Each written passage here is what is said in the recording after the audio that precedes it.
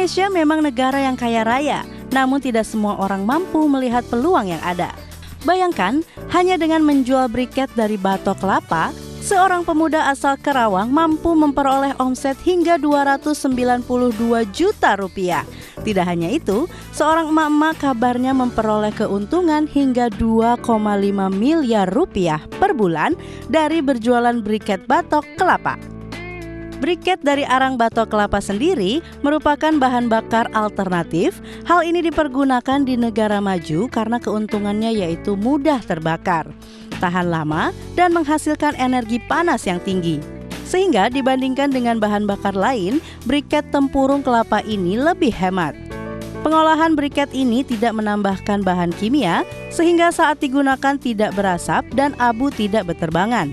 Dengan kata lain, menggunakan briket batok kelapa tidak akan meninggalkan noda hitam peralatan memasak. Sayangnya, negara kita belum melihat potensi ini. Namun bagi Anda yang ingin mencoba peruntungan dengan bisnis briket arang batok kelapa, jangan khawatir karena Biz Update telah merangkum beberapa tips memulai bisnis briket tempurung kelapa si emas hitam Indonesia. Seperti namanya, Anda hanya memerlukan bahan utama berupa arang batok kelapa untuk membuat briket, serta beberapa bahan tambahan seperti tepung kanji dan air. Peralatan yang perlu Anda siapkan adalah mesin penepung arang atau dismill, alat pencetak briket, mesin pencampur adonan, dan oven briket. Jika bahan serta peralatan sudah di tangan, maka proses pembuatan briket bisa dimulai. Pertama, tempurung kelapa dibuat menjadi arang atau disebut proses pengarangan. Dengan cara manual, yaitu menggunakan tong, kemudian dibakar serta ditutup sampai hanya ada sedikit ventilasi pada tong arang tersebut. Selain cara manual, pengarangan juga bisa dilakukan dengan menggunakan proses pirolisis, yaitu tempurung kelapa dimasukkan dalam tangki pirolisis dalam keadaan tertutup. Selanjutnya asap dikondensasikan sampai mendapatkan asap cair. Setelah itu, arang yang telah dihasilkan melalui pembakaran manual atau menggunakan proses pirolisis ditepung menggunakan bantuan mesin dismill atau biasa disebut proses penepungan. Setelah proses penepungan, batok kelapa yang sudah melalui proses penepungan akan melalui proses penghancuran arang. Jika sudah, maka masuk ke tahap pengayakan agar mendapatkan arang tempurung kelapa dengan ukuran yang lebih lembut dan halus. Arang tempurung kelapa ini diayak dengan menggunakan saringan ukuran kelolosan 50 mes. Tahap selanjutnya adalah proses pencampuran media, di mana tepung tempurung kelapa dicampur dengan menggunakan air dan lem kanji dengan perbandingan sebanyak 2,5% dari tepung tempurung kelapa tadi. Masuk ke tahap akhir adalah proses mencetak briket arang tempurung kelapa. Hal ini perlu ketelitian karena semua bahan harus tercampur dengan rata. Arang yang telah dicetak harus dikeringkan menggunakan oven bersuhu 650 derajat Celcius selama kurang lebih 2 jam. Pengeringan ini bisa menggunakan bantuan sinar matahari. Setelah itu, briket dari bahan tempurung kelapa ini pun siap dikemas dan dipasarkan. Itu dia beberapa tips pembuatan briket batok kelapa versi Biz Update. Penggunaan batok kelapa ini sangatlah menguntungkan karena cita rasa masakan lebih terjamin dan juga lebih irit jika dibandingkan bahan bakar pada umumnya. Selamat mencoba!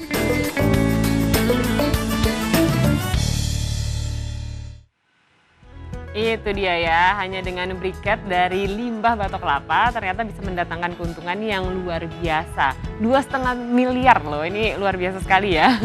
Tapi saya mau menyapa Anda dulu, sudah hari Rabu kembali lagi di Biz Update. Waktunya kita ngobrol tentang bisnis dan ekonomi up to date. Dan tentu saja hari ini bersama saya Syahna Suhartono, budidaya ikan patin yang juga memiliki keuntungan yang cukup fantastis. Nah, langsung aja yuk kita saksikan informasinya.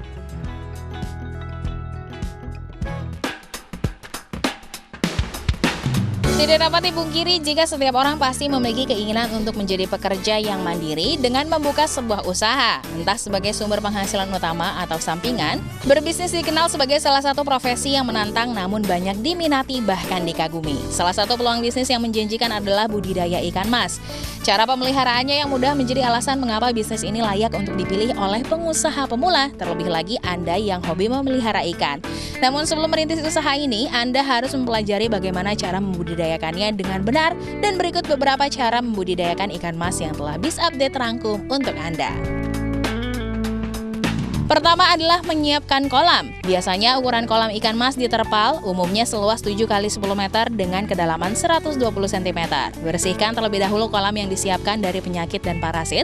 Setelah itu kolam diberikan pupuk organik atau kandang untuk menghasilkan plankton. Kemudian isilah kolam dengan air hingga ketinggian 120 cm.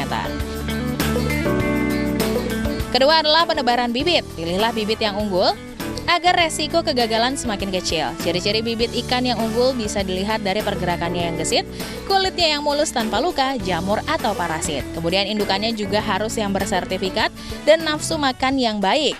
Agar jumlah bibit sesuai dengan luas kolam, rasio yang pas adalah 20 ekor per meter persegi. Untuk memberikan pakan ikan mas, sebaiknya yang mengandung protein sebanyak 30-35%. Kemudian berikan dedak jagung dengan volume sebanyak 3-4% dari bobot ikan. Lebih baik lagi jika diberikan pakan yang dicampur prebiotik atau pakan fermentasi dari vitamin ikan secukupnya. Pemberian makanan dan pakan tambahan ikan tidak boleh berlebihan karena bisa berpotensi menyebabkan penyakit atau mengurangi oksigen karena proses pembusukan makanan. Secara umum, tingkat keekonomisan pembesaran ikan mas berada pada kisaran 300-400 gram per ekornya. Bobot ikan di bawah itu masih punya potensi untuk dibesarkan. Sedangkan bila melebihi bobot tersebut, ikan mas sudah tidak ekonomis lagi untuk dibesarkan. Porsi pakan yang dikonsumsi ikan sudah tidak sebanding lagi dengan pertumbuhan dan harga jual ikan.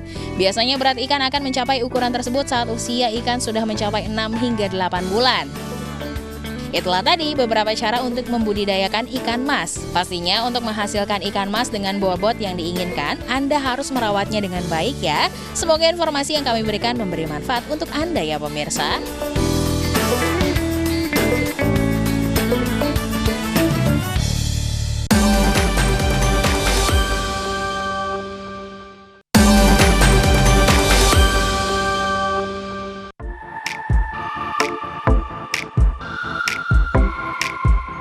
Ketela pohon atau yang dikenal sebagai singkong memang menjadi salah satu tanaman yang banyak tumbuh di negara Indonesia. Singkong menjadi salah satu bahan pangan yang memiliki kandungan karbohidrat sangat tinggi. Banyak masyarakat Indonesia yang memanfaatkan singkong sebagai pengganti nasi. Kini singkong sudah banyak dimanfaatkan sebagai makanan yang bernilai ekonomis. Bagian singkong yang memiliki kandungan karbohidrat adalah umbinya.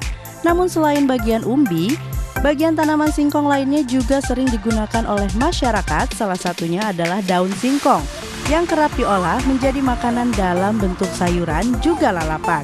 Terlebih dalam masakan Padang, daun singkong tak pernah ketinggalan untuk menambah cita rasa lezat masakan tersebut.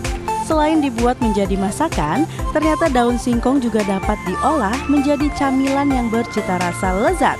Daun singkong dapat dijadikan olahan keripik yang nikmat.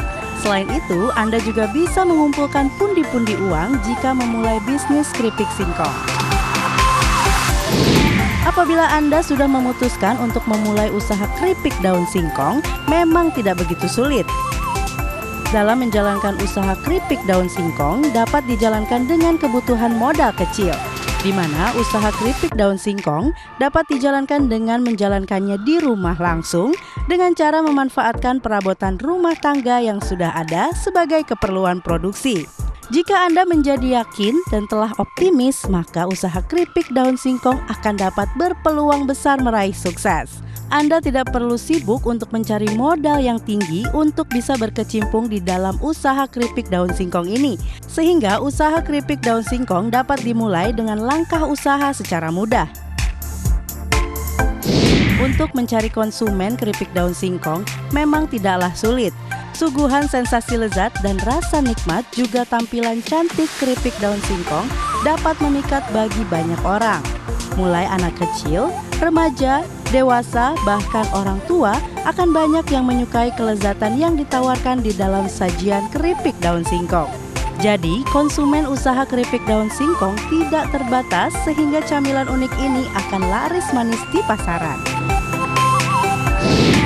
Untuk menjual keripik daun singkong, Anda bisa menentukan pilihan lokasi yang tepat, strategis, dan ramai banyak orang. Usaha keripik daun singkong dapat dijajakan dengan memilih tempat yang berlokasi ramai dengan banyak orang, berlalu lalang juga kawasan padat penduduk. Anda bisa menjalankan usaha keripik daun singkong ini di daerah pemukiman, lingkungan kampus, di rumah makan atau restoran, kawasan pabrik, kawasan atau tempat perbelanjaan atau mal, area sekolah, kantin, dekat pasar, tempat hiburan, dan juga wisata di pusat kota. Patokan harga untuk keripik daun singkong dapat Anda buat dalam hitungan per kemasan, di mana keripik daun singkong yang unik, enak, dan menawan dapat dibanderol dalam kisaran harga mulai dari Rp4.000 hingga Rp7.000. Jika Anda menekuni bisnis keripik daun singkong ini, maka omset yang akan Anda hasilkan cukup menggiurkan. Anda bisa mendapatkan omset 26 hingga 40 juta per bulannya. Bagaimana pemirsa? Apakah Anda tertarik menggeluti usaha keripik daun singkong? Jika iya, selamat mencoba ya. Semoga informasi yang kami berikan dapat menambah wawasan dan memberikan manfaat untuk Anda.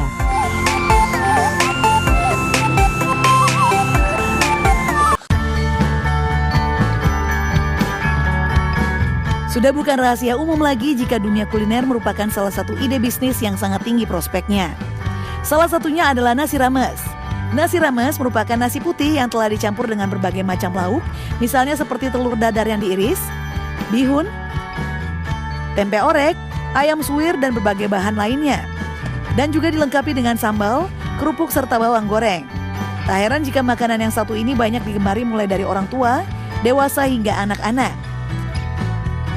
Oleh sebab itu, Biz Update akan merangkum beberapa tips memulai usaha nasi rames untuk Anda.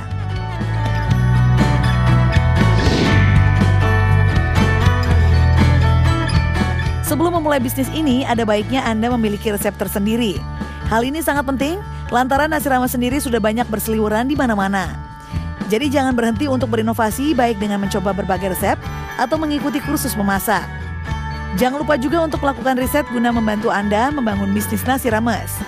Misalnya, Anda perlu mencari informasi tentang makanan apa yang memiliki potensi tinggi untuk laku terjual, peluang untung, kondisi lingkungan sekitar, makanan yang jarang dijual.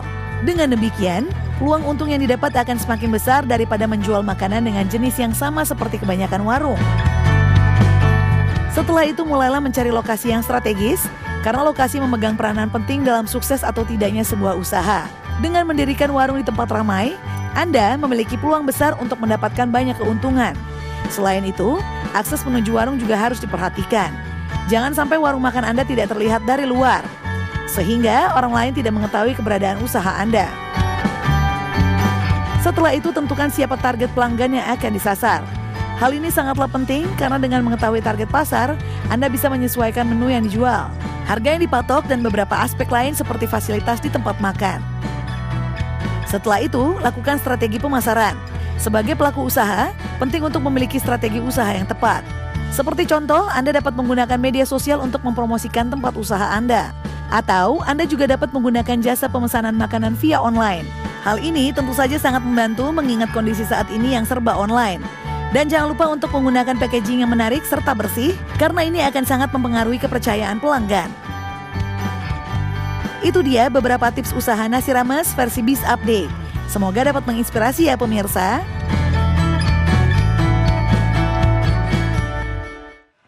Aduh, langsung lapar ya. Itu dia tadi, memang dunia kuliner kalau diomongin tuh nggak ada matinya. Ngelihatnya aja langsung lapar, langsung tahu nih menu makan siangnya apa ya.